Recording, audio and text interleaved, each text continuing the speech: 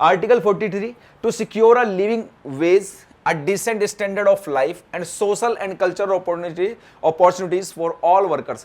मतलब यहां पर क्या बात की गई है सर? वेजेस की बात की गई है। भैया कानून बनाओ, उनको वेजेस मिले, एक स्टैंडर्ड लाइफ स्टाइल मिले, ठीक है, उनको अपॉर्चुनिटीज मिले वर्क करने की, उनको कल्चरल और सोशल अपॉर्चुनिटीज मिले। भाई एक बात बताओ, कोई आदमी है, भाई आप आज देखोगे कि सर अगर हम किसी व्यक्ति को, जैसे यहां पे हो रहा है कि अगर किसी व्यक्ति को हम बेलदारी के लिए लेकर आते हैं तो उनके साथ एक मिस्त्री आता है, तो मिस्त्री को 700 रुपये और बेटा बेलदार को 600 रुपये, और अगर महीने पे लगाओ, वैसे तो अमूमन महीने भर इनका काम नहीं रहता है, तो भाई 21,000 रुपये और इनको 18,000 रुपये।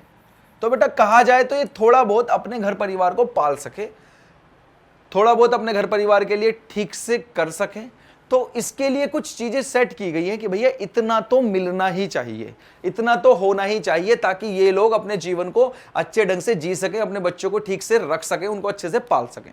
तो ये वाले आर्टिकल बोल रहा है कि भैया इस तरीके के कानून बनाकर लेके आओ, इस तरीके से कानून को बनाओ, इस तरीके से कानून काम करना चाहिए, ठीक है।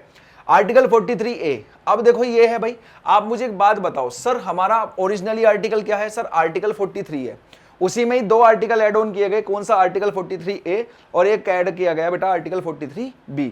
तो आर्टिकल 43A जब ऐड किया गया होगा तो क्या कॉन्स्टिट्यूशन में कोई चेंजेस किए गए थे? आप कहोगे हाँ सर कॉन्स्टिट्यूशन में चेंजेस किए गए थे। सर कॉन्स्टिट्यूशन अमेंडमेंट एक्ट आया होगा, कब आया था बेटा? आप कहोगे सर ये भी 42 1976 में आया, और बोला गया कि भैया ये काम करो, क्या? Participation of workers is management in industries.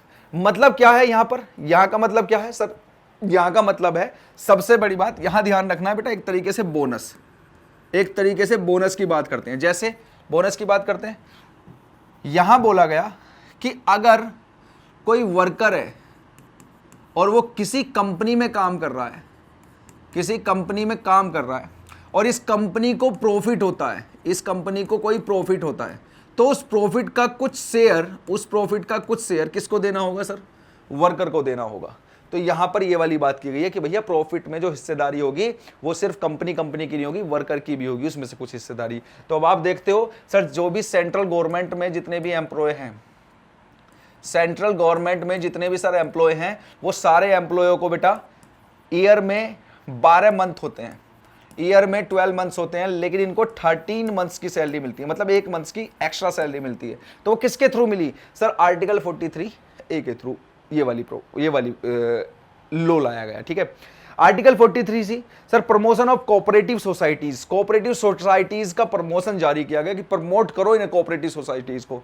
तो सर ये भी किसी ना किसी अमेंडमेंट के थ्रू कॉन्स्टिट्यूशन में एड ऑन किया गया होगा। तो हाँ बेटा, ये कॉन्स्टिट्यूशन अमेंडमेंट एक्ट ये 97th कॉन्स्टिट्यूशन अमेंडमेंट एक्ट था, और ये आया था बेटा 2011 में। ये आया था कब बेटा? 2011 में, ठीक है। तो इसमें कहा गया कोऑपरेटिव सोसाइटीज जो हैं उनको ज्यादा से ज्यादा बनाओ, ज्यादा से ज्यादा बनाने की कोशिश करो, इसके लिए कानून बनाया गया, और आर्टिकल इसके लिए बेटा कानून बनाया गया है, मतलब ये इसमें एड ऑन किया गया और उसके साथ ही कानून भी बनाया गया, ठीक है।